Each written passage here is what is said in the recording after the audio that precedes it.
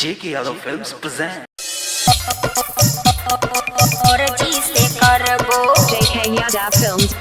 के मैया हम शादी अपना मर्जी से करबो। Mix by Bablu Bansali JK Yadav Films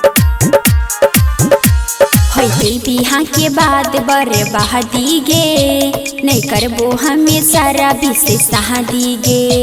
नहीं करबो हमें सारा बिसे शादी गे। होई बिहा के बाद बर्बादी गे नहीं करबो हमें सारा बिसे शादी गे। भले चपरासी या दर्जी से करबो भले चपरासी या दर्जी से करबो गे मैया हम शादी गे मैया हम शादी अपना मर्जी से करबो मैया हम शादी अपना मर्जी से करबो गे मैया हम शादी अपना मर्जी से करबो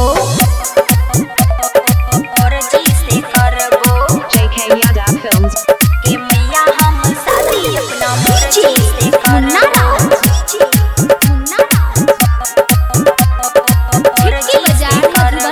JK Yadav Films घर देखिया मनोई केल के खुला हंसा केल के आईफोन भसी आए रहो भाषा केल के आईफोन भसी आए रहो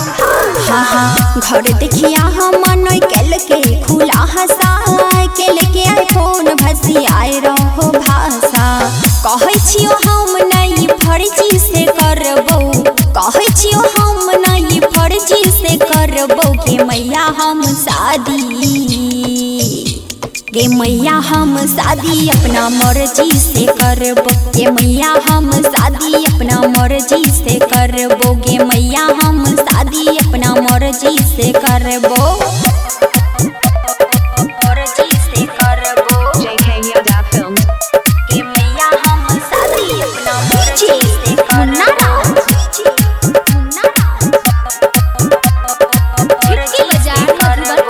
JK Yadav Films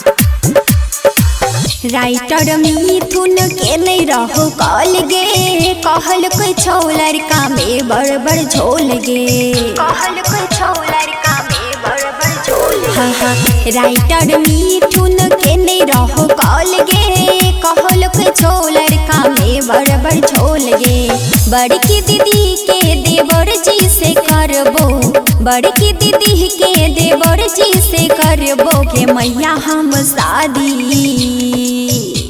गे मैया हम शादी अपना मर्जी से करबो गे मैया हम शादी अपना मर्जी से करबो मैया हम शादी अपना मर्जी से करबो।